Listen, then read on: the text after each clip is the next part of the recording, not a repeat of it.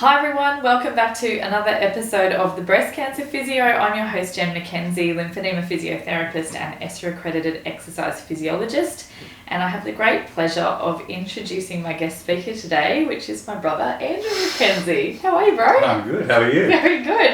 It's very exciting that we finally get to do this video, guys. We've been talking about covering this topic for quite a while. And the topic that we're going to cover today is why is weight loss so important after breast cancer? Now, as people who have been following this channel for a little while would appreciate, if you've been through breast cancer treatment, there's a lot of things that start to pop up pretty early after you get diagnosed, which can ultimately mean that your diet starts to go out the window. And this can be things like fatigue. You get really, really tired, and that can mean that food preparation or going shopping can be problematic.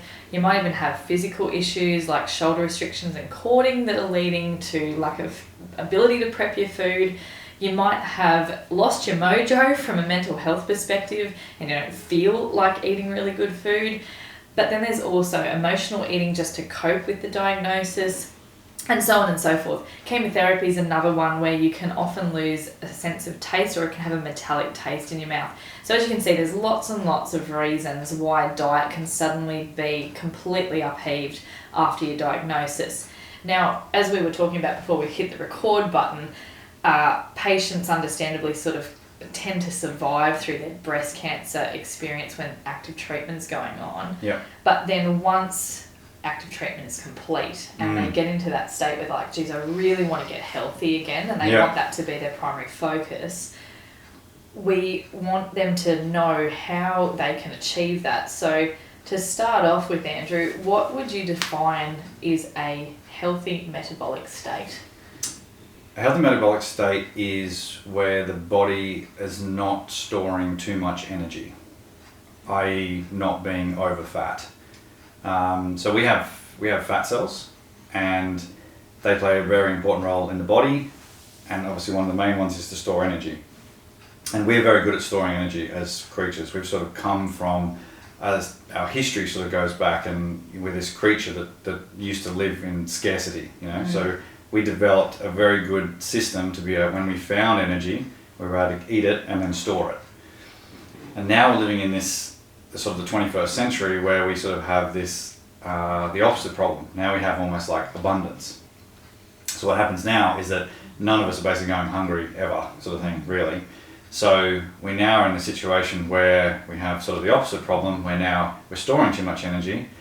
And then what happens basically then is that our fat cells basically get too big, and then they try and grow, and they get stretched, and then eventually they get to a point where they no longer will take on any energy. And that's basically called like a fat threshold. And everyone has one. You have one, I have one, everyone has a fat threshold. So I would say that a healthy metabolic state is where you're nowhere near that fat threshold. You want to be, i.e. not be overweight. Because everyone knows obviously that like being overweight is not a good thing for you. But that's almost like the definition, I would say. So what I do with patients is basically try and make sure that they are not overstoring fat, which sounds quite simple in one way, but the problem we've got these days is that I think now something like about 70% of Australians are now considered to be overweight, whereas if you go back to say like the 1960s, it was like 10%. So we've had this situation where all of a sudden it's like, we've got this really big problem on our hands.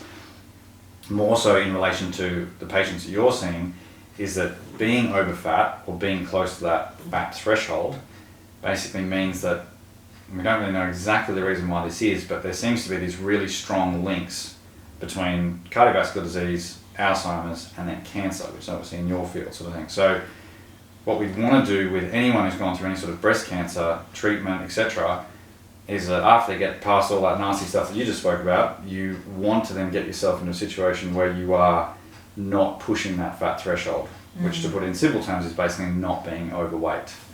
Yeah. I should also mention, guys, Andrew is a physiotherapist, exercise physiologist, and a nutritionist. So that takes a really long time to say all of those qualifications. But the really wonderful thing is that because Andrew and I work under the same clinic roof, I'm able to refer my patients to Andrew after they've finished their breast cancer treatment, if they've gained weight or if they've maintained pre-existing overweight status, so to speak. and Andrew's doing wonderful work with my breast cancer patients. And I suppose the really good take-home message is that this is the first video of many, hopefully, that we will do on the topic of weight loss and metabolic health and what it actually means to have, you know, a healthy state. So what we want to do in this video is just provide some broad concepts as to what a healthy metabolic state really means. Yeah, so, absolutely. Yeah. So basically, once that fat cell starts to get overfilled, and then basically then it will divide, and basically create another fat cell, and those fat cells then will then get bigger as well. Right. Now, some people are really lucky. Like I treated a guy the other day who was 140 kilos, right? And then when we look at his, let's call it like his metabolic profile, if you like, all his blood markers and everything are fantastic. You know, he's got no blood pressure's fine, his blood sugar levels are fine, his triglycerides are fine, etc. Right? So everything that basically measures, is there a problem in your body at the moment due to having too much fat hanging around? He's fine, because basically what's happening is his, like I said, his fat cells are able to just keep dividing, and they get bigger, and they stretch a bit more, and they get bigger, and they get bigger. What happens, unfortunately, to a lot of people is that they get to a certain point, and then their body just basically goes, no, I'm not taking on any more energy. And the body basically then says, you're going to have to put it somewhere else. And that's called insulin resistance, because insulin is basically a hormone that comes along and grabs things, mostly glucose, and basically puts it into the cells, sort of thing. All right. So you can think of it like you get to a certain point, and then your body basically says, "I'm sorry, but we're not going to be storing any more energy," especially into our subcutaneous fat cells, which is basically the ones that sort of sit around your shoulder and around your legs and this kind of stuff. Which at the end of the day is quite a healthy fat. There's nothing really wrong with that. And some people have a little bit more than that, more subcutaneous fat. Some people have a little bit less, and that's kind of like, think of like a prop forward versus a fullback, you know. It's like, you know, some people just have a little bit more sort of storage room, basically. If any women are watching this video, they're football positions. So once you get to a point where all of a sudden, you know, you're eating too many milkshakes and cheeseburgers, and your body's storing fat, you hit that point, and then it goes, nah. Your body then basically has to go, okay, well, it's got to put it somewhere, you know. And that's when things like your blood sugar levels go up. Because your blood sugar level has to go up, because all of a sudden you've got sugar floating around your blood, which your insulin hormones can't put anywhere. Right. Okay. Your triglycerides go up, which is basically a little measure of how much fat circulating around your bloodstream, because there's nowhere for the fat to go. Right. Then your body basically says, okay, well, let's start putting it around our organs. You know, that's central obesity. You know, that's visceral fat. And that's considered that's the bad stuff. Dangerous, yeah, isn't it? It is. So when you get a new patient in for a weight loss program, one of the things you do initially is actually request them to get bloods done. Absolutely. That's correct. Yeah. So what are the elements you're looking for in their blood work? Mostly their blood sugar levels is a great one. There's a little measurement called HbA1c, which basically looks at what your blood sugar levels have basically been doing over the last like 3 months, sort of thing. So the difference is like taking an instantaneous, what's your blood sugar level sort of thing. There's a really nice little measurement they can do where they can see what your blood sugar levels have been doing over the last 3 months. There's that one. Triglycerides is another really good one as well. Then, which is not a blood test, but like we'll do blood pressure, we'll do a body composition scan, etc. We can't really measure visceral fat all that well. You sort of have to go away and get an MRI. I don't know if you really want to find that out, but you can do a waist circumference. Right. And waist circumference is just like crazy correlated to what your visceral fat level is. And all of these parameters are giving you a full scope of the person's metabolic health. Yeah. Is that correct? And it's relatively simple. It's like, are we putting too much energy into this system? Right. And when you put too much energy into this system, we know that things go wrong. You can think of it like one of those big complex machines, and they're trying to put too much stuff in. There's things popping out, and there's valves going crazy and all stuff. It's like that's basically what happens to our bodies in a way when that goes up. And truthfully, like it's almost getting to the point where, you know, the three real big conditions that affect people, you know, that are almost like that have the highest mortality rates, you know, is the cancer, Alzheimer's, dementia, and cardiovascular disease. And they're starting to find this really clear link between, like, it all seems to come back to this insulin resistance. And it's like, what's insulin resistance? It's like it's trying to overstore energy in your fat cells. Right. So if you can get the fat going out of the fat cell and being oxidized and burnt, and then you come down to a healthy weight, your risk factors for all these things just fall through the floorboards, you know? It's interesting because unfortunately in the breast cancer space, I still do not see enough of a push from a medical perspective, GP perspective, where patients who are either overweight because of their breast cancer treatment or they've got pre-existing weight issues are being referred on for weight loss programs.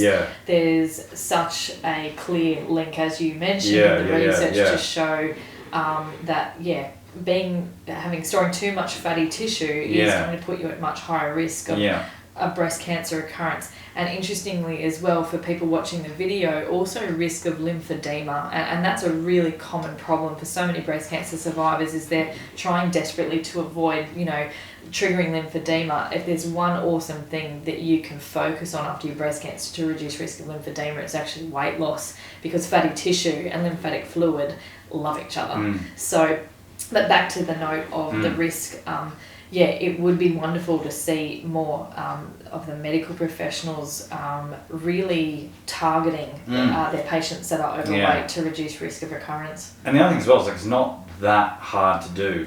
The stuff that I end up doing with patients, in a way, sometimes is so simple.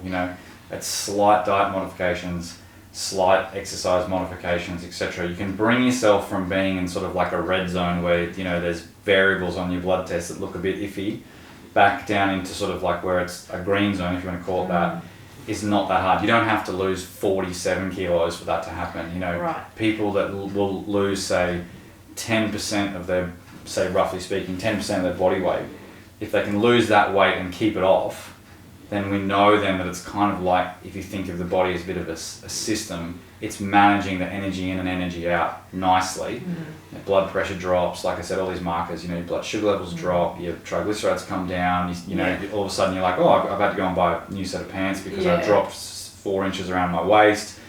You do these little subtle changes, and sure, unfortunately it's not a cure for cancer, and it doesn't mean you're not going to get a heart attack later in life, but you're setting yourself up from a statistical point of view to be hopefully those things not occurring again. Yeah, sort of thing. absolutely. So, It's interesting how you say it, because I think sometimes when people are overweight, their vision is that they've got to go and do a Tough Mudder run every single day. Absolutely. They think they've got to be, eyeballs popping out and sweating at the gym and doing a 2-hour session and having a personal training. Yeah, and it's just not the case. No, that's right. So essentially what you're saying is that to pull your metabolic state into a healthier zone. Yeah, you just need to let the pressure valve down a little bit. You don't have to if you weighed 75 kilos when you were 21 and now you weigh 105 kilos, you don't need to get back to 75 kilos. Sure. You just need to get back to 90 kilos, you know? And then all of a sudden, and then if you want to keep losing weight after that, that's great, but everything after that's almost a bonus,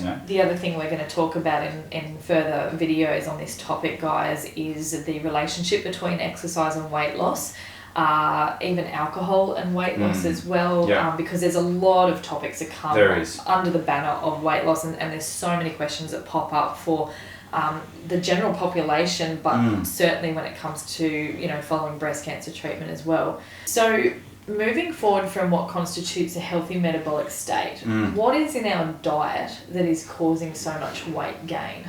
A lot, basically, a lot. You've got 5 minutes.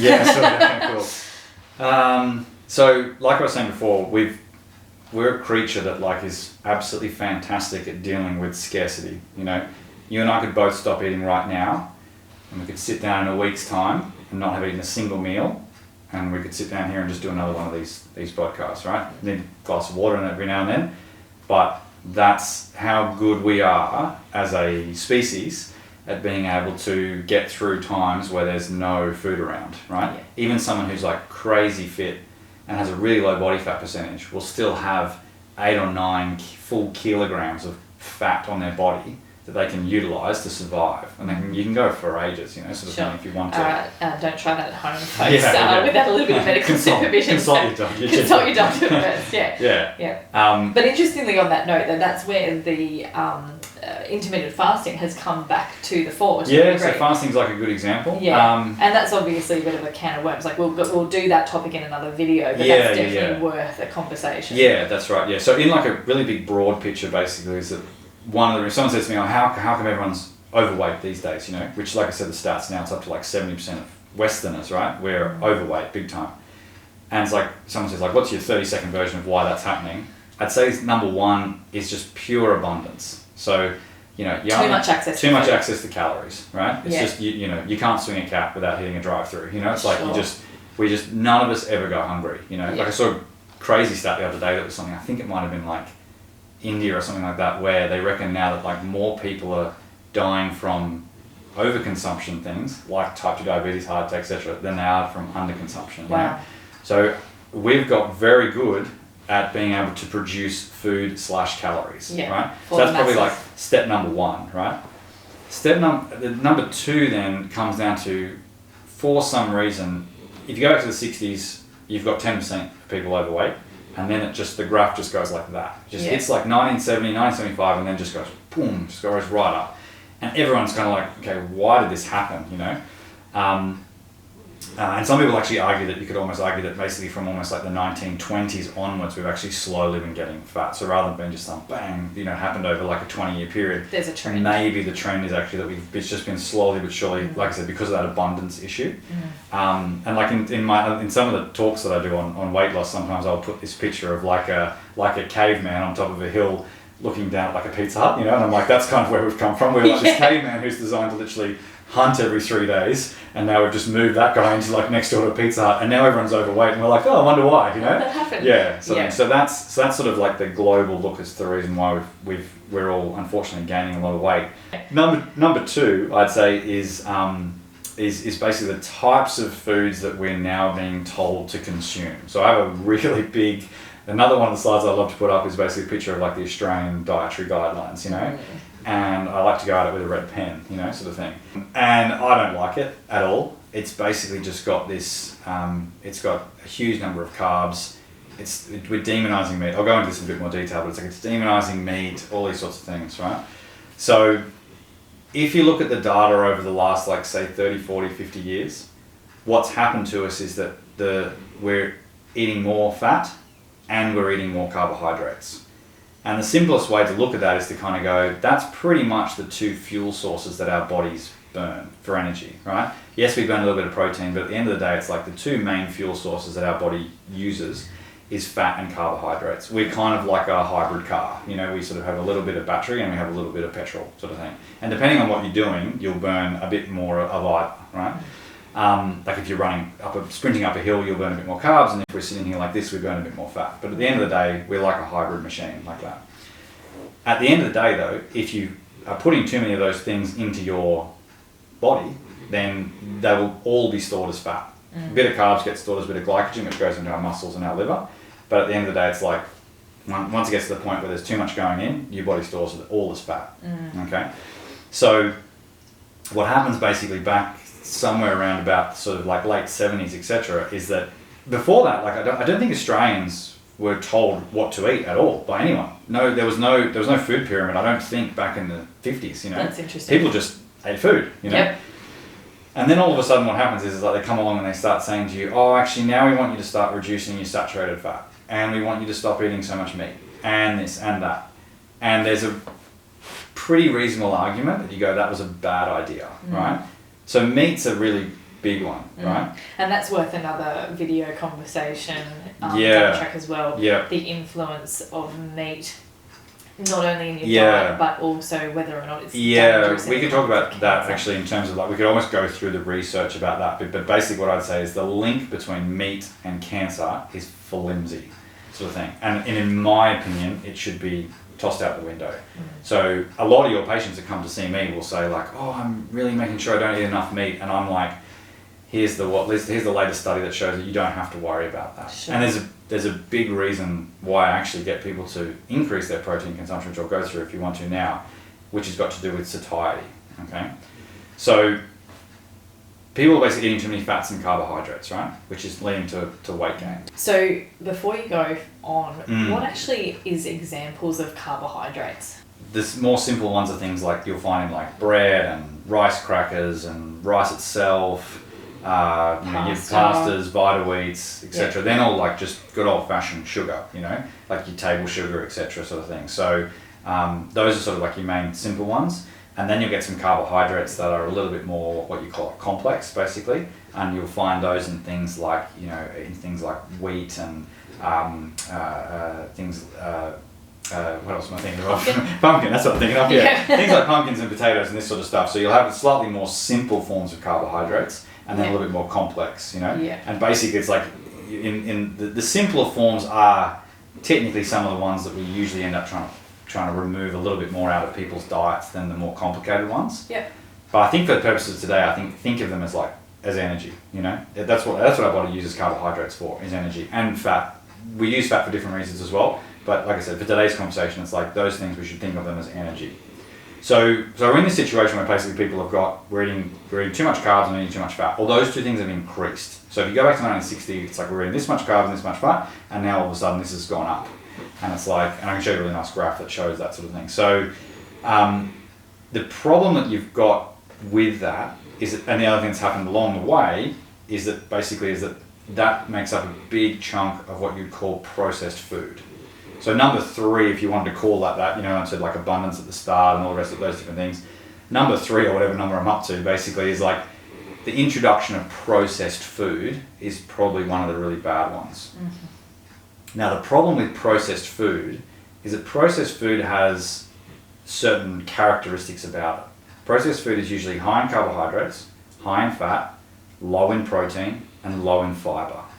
Okay, I'm going to go through all this in a bit of detail. Okay, but those are the 4 parameters that basically make up processed food. Now that can be anything from like a cheeseburger from McDonald's to like say something like one of those little healthy bars that you get at Woolies, that's sort of got apples on it and you open it in a packet sort of thing, right?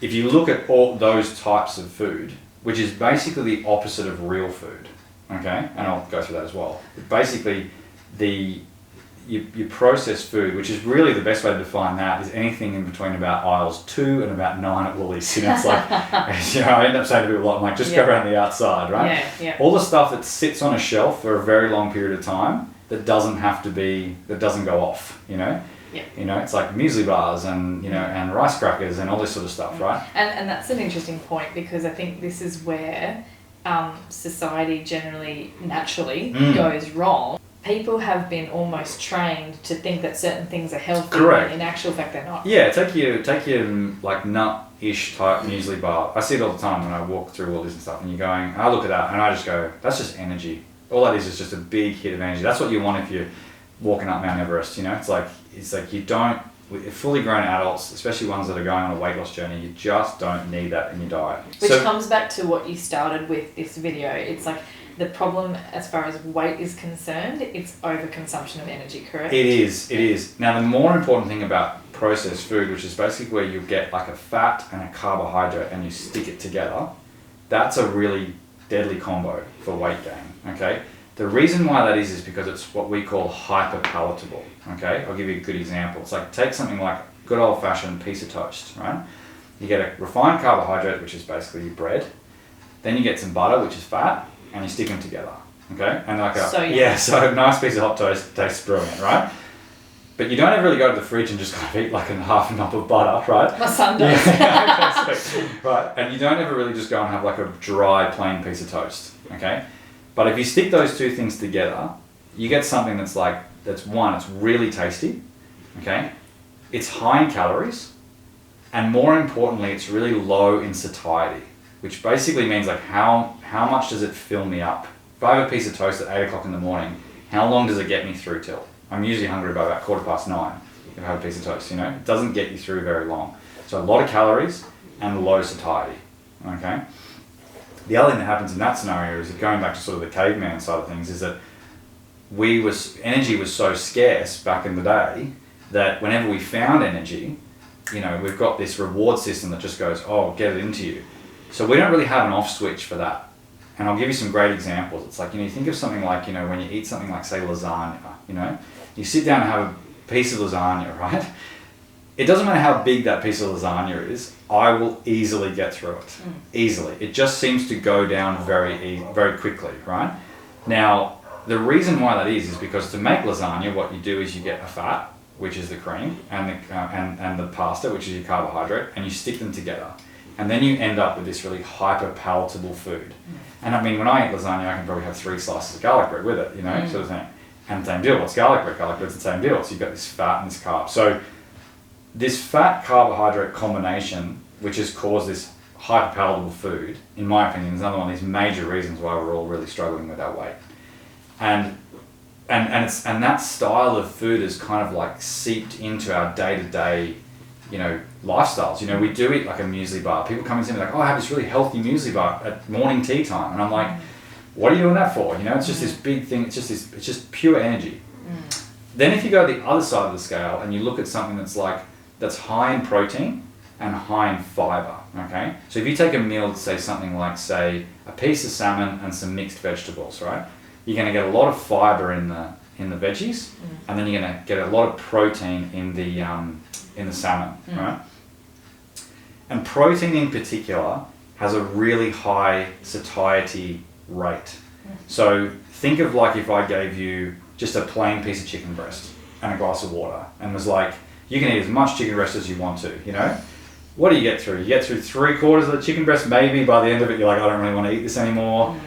Because your body's very clever. Once it starts to eat protein like that, it has this amazing ability, and everyone's experienced this, right? It's like an off switch on your hunger, isn't it? You just get to the point where you're like, I just don't feel like eating anymore, you know? Whereas, like I said, if you take the opposite example and you take something that's basically like that real high carb, high fat combination, you know, like ice cream, is another really easy example. It's like, how much ice cream could you eat if you tried, right? You could, right? It's very easy to get through it. There's no off switch. So where do most people start? What do most people start their day off with? They start their day off with like toast or a bowl of cereal or something like this, you know? And I look at it and just go, there's just these little bowls of energy, and they do it all day. It's like, you know, then they get to morning tea time and you have a muffin, and it's like, and then they get to lunchtime and they have a toasted cheese sandwich, you know, etc. Then they get to dinner time and then they're having some sort of like, you know, like they have a curry type dish. And I can look at a lot of these meals and I look at it and just kind of go, there's some good stuff in there. There's some chicken and there's some, you know, there's some vegetables and there's some salad or whatever it is. But then we have this amazing ability to come along and add, like, you know, if you take really good examples like a toasted sandwich, you know. I look at toasted sandwich, say if it's got chicken and something else on it, you know, it's got like chicken and tomato and this sort of stuff on the toasted sandwich. And I go, the bit in the middle is fantastic, you know. You've got this like really great protein source, you've got some tomatoes, etc., you know, whatever else is on the sandwich. And then you just add these little bits of energy, 2 bits of energy to it, you know, which is like the bread and then some form of fat that goes with it. Yeah. I spend all day basically saying to people, I'm like, take the toasted cheese sandwich, throw the bread out, which is the carbohydrate, which will then naturally lead to a slight fat decrease as well, because then you don't have to butter the bread. Yes. And what are you left with? Then you're left with the chicken and the tomatoes and the cheese, etc. And I'll say to people, then I want you to increase the chicken a little bit, which is going to fill you up. And it's not going to overload your body with calories. Yeah. And it's going to keep you full for a very long period of time. Yeah. And I think that's the nicest thing as well, when my patients come and do the first session with you, when they're focusing on weight loss, is that their eyes are open as to why they can't lose weight. If that makes sense. So everyone wants to lose weight, and a lot of people try to lose weight. Yeah. But when they try and they fail, they get very disheartened, and it's so frustrating. And everyone fails in exactly the same way. Everyone basically goes, I'm going to try and eat less. Yes. And it's really funny because technically it's true. It's like if you eat less, you will lose weight. It's funny. It's this weird paradox. It's like, yes, if you eat less, you will lose weight. The problem with it is so unsustainable. If you literally, because it's like, take the lasagna example. If I literally just go, okay, I'm just going to eat half a piece of lasagna instead of a full piece of lasagna, what happens to you? You just get hungry as all hell, you know? And then basically then you end up then just falling off the bandwagon, and then next minute, you know, you're back to eating what you were, sort of thing. Whereas, and that's one of the big reasons why I really don't like this, call it like an anti-meat stance that that's pushed on us, is because meat is protein, and protein's the weight loss macronutrient, you know? We've got 3 macronutrients. You've got fats, carbs, and protein. It's like, which one makes you lose weight? It's like protein, really. The reason why it is not because it's magical, it's because it's got this really high satiety effect. It fills you up for a long period of time. Like sometimes I'll do it almost like a little experiment with some of my patients where I say to them, get up in the morning and like cook up like, you know, a chicken breast and have a chicken breast and 2 eggs for breakfast at 7 o'clock in the morning. And then start a stopwatch and you tell me when you first felt like eating again. And most people come back and they're like, I got hungry at like 2:45 in the afternoon. That's exactly when I get hungry. Exactly, yeah. So that's and following what you taught me some time ago, I now do exactly that, and I don't have to eat lunch most days. That's right, because you just don't hungry. That's right. So you can imagine then when government institution comes along and says, oh, by the way, guys, we want you to stop eating meat, which is basically kind of like saying don't eat protein. And it's like, okay, well, what are my options then? Oh, fats and carbohydrates. Okay, so now I'm going to eat a whole heap of fat and carbohydrates. What happens then? Then you overstore fat. What happens if you overstore fat? It sounds terrible, but it's like, you know, to not to put it sort of like so simply, but it's like, you know, you get cancer and have a heart attack. And it's like, the reason why they're telling you not to eat protein in the first place is so that you don't get cancer and have a heart attack. And you go, so it's bad. It's really bad. So so that's kind of that's sort of the problem that we have. And the way out of it is to get people back to eating a lot of, I would use the word like almost like real food, if that makes sense. That's the good old fashioned meat and 3 veg type meals. And it needs to be in our diets sort of, you know, 75% of the week. And a lot of people, it's funny, like when I treat a lot of people, they all grew up in the 60s. And the first thing they said to me is like, that's how we used to eat it as kids. And I'm like, yeah, and what was your community like? Oh, everyone was a string bean. And it's like, yeah, because they were consuming a diet that basically doesn't overload you with calories, but it also fills you up. And these people all ate ice cream and they had a bit of toast and they had a bit of this, but they just had this higher percentage of meals that were the good old fashioned, like, you know, a roast lamb with 3 vegetables type thing. And that's what we're going to get people back to. It is interesting because it seems like these days everyone is having breakfast, morning tea, lunch, afternoon tea, dinner, supper. It's like we don't have the good old fashioned 3 meals a day. And I'd almost say that's not really people's fault either, because if I got up in the morning and had a bowl of cornflakes, I'm eating morning tea, you know? Yeah. Whereas like, you know, you don't have to go to the point where you're eating steak and eggs for breakfast, but like, you know, I mean, one of the things that you really like is like salmon and eggs. Like, so all the time, like get up in the morning, cook yourself a piece of salmon, have a couple of eggs with it. It's fantastic, you know what I mean? And then you like someone comes around at morning tea and it's like, oh, I made some cookies. You're just like, oh, I don't even feel like it, you know? There's no willpower in that. You're literally just like, I just don't feel hungry. And then that gets you through to lunchtime. And then you get to lunchtime, it's like, what do you have at lunchtime? Then same deal. Instead of having the toasted cheese sandwich, you know, with even if it's got the chicken on it sort of stuff, you know, then all of a sudden now you're having like, say, a chicken and salad for lunchtime, but there's a reasonable amount of chicken. You know, a lot of people say to me like, oh, you know, I have a little, you know, thing of tuna at lunchtime with a salad, and I'm like, oh, you should eat 3 of those, you know? It's that sort of stuff, you know, so we've got to get people away from being scared of consuming protein.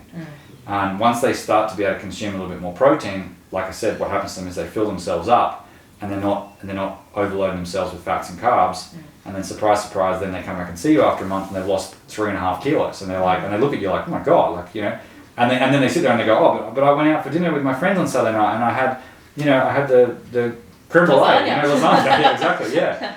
And this sort of stuff. And that's great as well, because then there's that whole thing of people have got to be able to have a nice, like, healthy relationship with food, you know. So I think there's probably a subset of people out there that can just eat clean all the time, you know. But at the end of the day, we socialise around food, we celebrate around food. You've got to be able to go out on Saturday night and be able to have 2 glasses of red wine and the fisherman's basket, you know what I mean? So that you can't be expected to sort of like, you know, just eat crazy healthy all the time.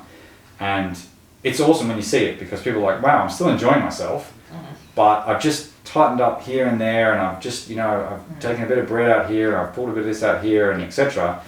And then, like I said, their weight then will normalise, and all their blood markers come back into place, and it's nice to see. So to wrap it up, this increasing in protein, reduction of carbohydrates, or the combination of carbohydrates and fats, that switch around is essentially making you become more insulin sensitive. Which in simple terms basically means your fat cells are not being asked to store too much fat.